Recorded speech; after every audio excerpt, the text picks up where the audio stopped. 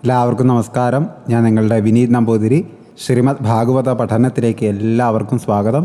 ഇന്ന് നമ്മൾ പഠിക്കാനായിട്ട് പോകുന്നത് പ്രഥമ സ്കന്ധത്തിലെ 2-ാമത്തെ അധ്യായത്തിലെ 27-ാമത്തെ ശ്ലോകമാണ്. ശ്ലോകം നോക്കാം.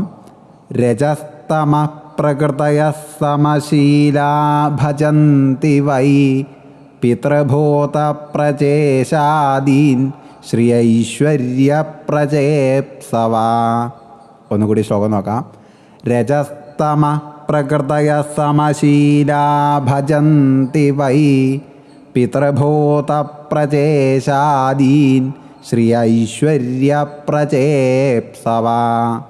ഇനി ശ്ലോകത്തിൻ്റെ അന്യം നോക്കാം. രജഃ തമഃ പ്രകൃതയഃ സമശീലാഃ ശ്രീ ഐശ്വര്യ പ്രച ഇപ്സവഃ വൈ പിതൃഭൂത പ്രചേശ ആദീൻ ഭജന്തി. ഒന്നുകൂടി അന്യം നോക്കാം. രജഃ തമഃ പ്രകൃതയഃ സമശീലാഃ ശ്രീ ഐശ്വര്യ പ്രച ഇപ്സവഃ വൈ പിതൃഭൂത പ്രചേശ ആദീൻ ഭജന്തി. ഇനി ശ്ലോകത്തിൻ്റെ പദങ്ങളായിട്ട് നോക്കാം. രജഃ തമഃ പ്രകൃതയഃ സമശീലാഃ ഭജന്തി വൈ പിതൃഭൂത പ്രചേശ ആദീൻ ശ്രീ ഐശ്വര്യ പ്രച ഇപ്സവഃ.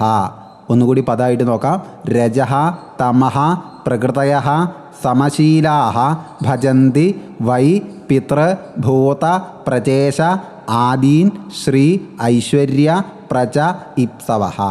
ഇനി നമുക്ക് ഈ ശ്ലോകത്തിൻ്റെ പദങ്ങളുടെ അർത്ഥം നോക്കാം. രജഃ തമഃ പ്രകൃതയഃ രാജസികവും താമസികവുമായ സ്വഭാവമുള്ളവർ. സമശീലാഃ അതിനോട് സാമ്യമുള്ള സ്വഭാവക്കാരായ. ഭജന്തി ആരാധിക്കുന്നു. വൈ തീർച്ചയായും പിതൃദേവതകൾ. ഭൂത ഭൂതഗണങ്ങൾ. അധിപന്മാർ. പ്രജേശ പ്രജാപതികൾ. ആദീൻ മുതലായവരെ.